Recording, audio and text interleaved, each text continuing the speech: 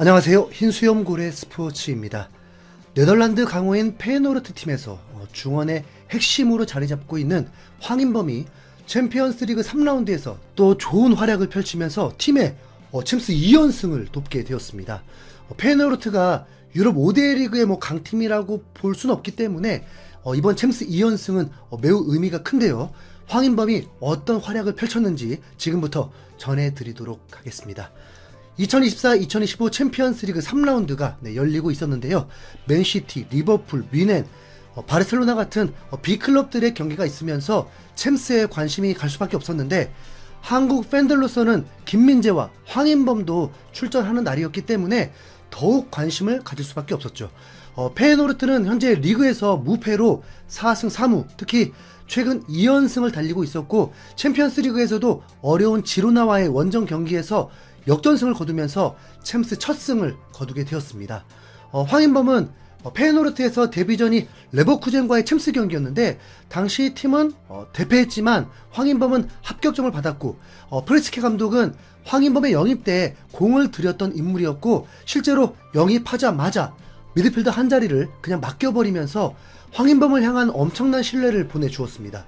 황인범은 이후에 전 경기 선발 출전을 하고 있습니다. 이번 챔스 3라운드에서 붙게 되는 팀은 포르투갈의 강호 벤피카였습니다.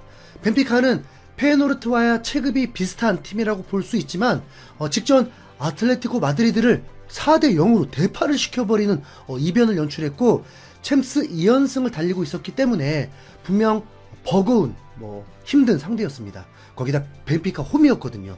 솔직히 좀 잘 버텨주길 바라는 게 컸습니다. 페예노르트 프리스케 감독은 선발 라인업에 황인범의 이름을 올렸고 한국 팬들에게도 익숙한 일본 선수 우에다가 스트라이커로 출전을 했습니다.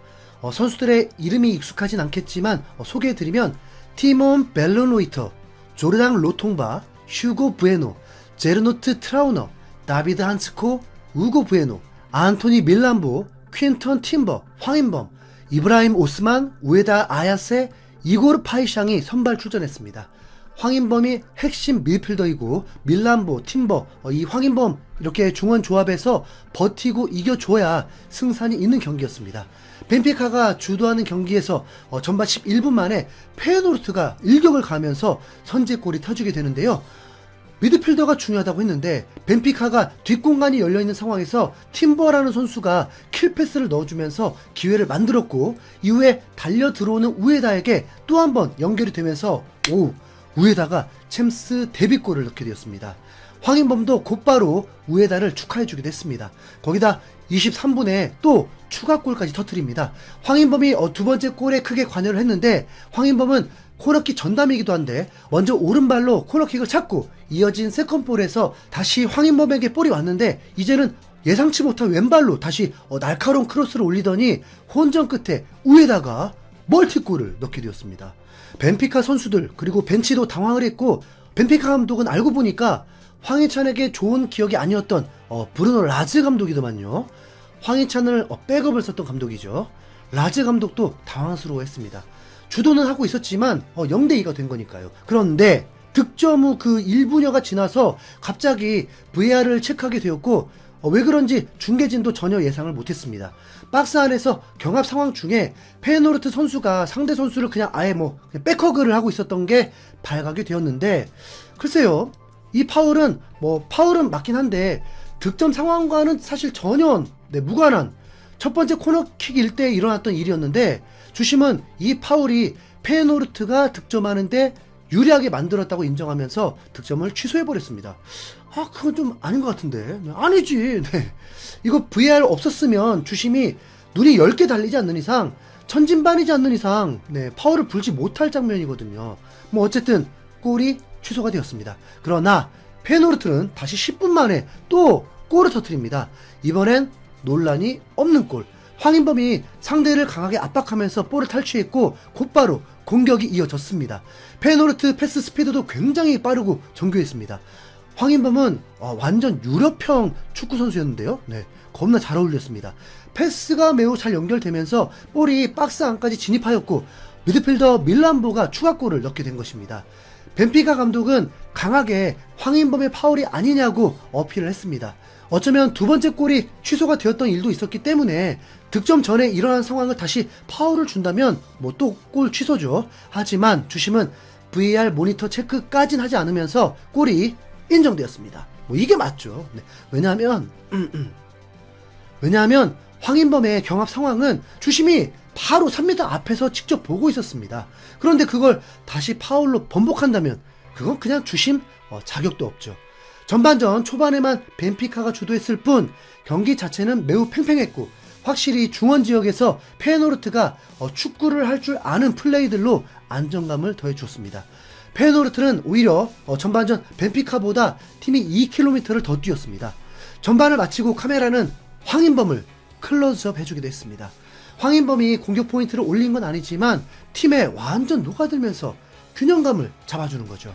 후반전에 페노르트는 또 10분쯤이 지나서 또 추가골을 넣게 되었는데 VAR 판독 끝에 또 옵사이드로 골이 취소가 되기도 했습니다. 2대 0으로 안심하긴 이르죠. 벤피카도 저력이 있고 홈이기 때문에 추격골만 넣으면 무섭게 몰아칠 수 있으니까요. 실제로 후반 66분에 추격골을 넣으면서 이제 페노르트는 제대로 밀리기 시작합니다. 하지만 뭐 벤피카의 공격은 통하지 않았고 오히려 추가 시간에 또 세트피스에서 황인범이 크로스를 날릴 준비를 하는 듯 하다가 박스 뒤쪽으로 낮게 깔린 크로스를 보내더니 밀란보가 또 골을 넣으면서 승부의 마침표를 찍어버렸습니다. 황인범은 이 경기 AI 평점으로 7.0을 받았는데 아마 전문가들의 평가에서도 7점 이상을 줄 수 있는 좋은 활약을 펼쳤습니다. 경기 후에는 팀의 대표로 기자회견에 참석해서 팀원들의 팀워크가 자랑스럽다고 했고 이대로면 다음 챔스 경기도 리그에서도 더 좋은 성적을 거둘 수 있고 PSV도 잡을 수 있다는 자신감이 넘쳐 있었습니다. 황인범은 패스 성공률이 91%를 기록했습니다. 그리고 한 번에 유효슈팅을 만들었는데 후반 86분에 박스 안 오른쪽에서 왼발 슈팅이 골키퍼 정면으로 가는 아쉬움이 남는 슈팅이 있었습니다. 페노르트는 이제 챔스에서 2승 1패로 순항하게 되었고 황인범은 그동안 많은 팀을 돌아다닌 것을 보상받듯 지난 지로나와의 경기에서 챔스 첫 승을 경험하더니 이제 챔스 2연승도 경험하는 감격을 누리게 되었습니다. 페노르트가 황인범을 영입했을 때 구단 역사상 최고 이적료를 기록했었거든요. 그때 좀 솔직히 좀 어리둥절했잖아요.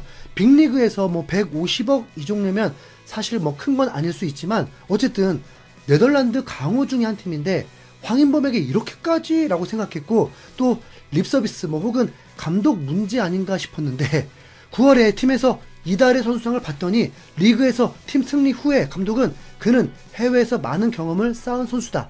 강렬하게 플레이하고 패스해야 할 때를 잘 안다. 우리에게 꼭 필요한 선수다. 공격적인 팀에는 그 자질을 갖춘 선수가 필요하다.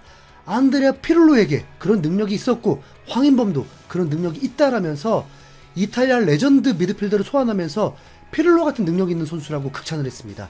황인범은 어쩌면 본인의 실력은 그대로인데 그동안 팀의 퀄리티가 문제라서 빛을 발하지 못한 것일 수도 있습니다.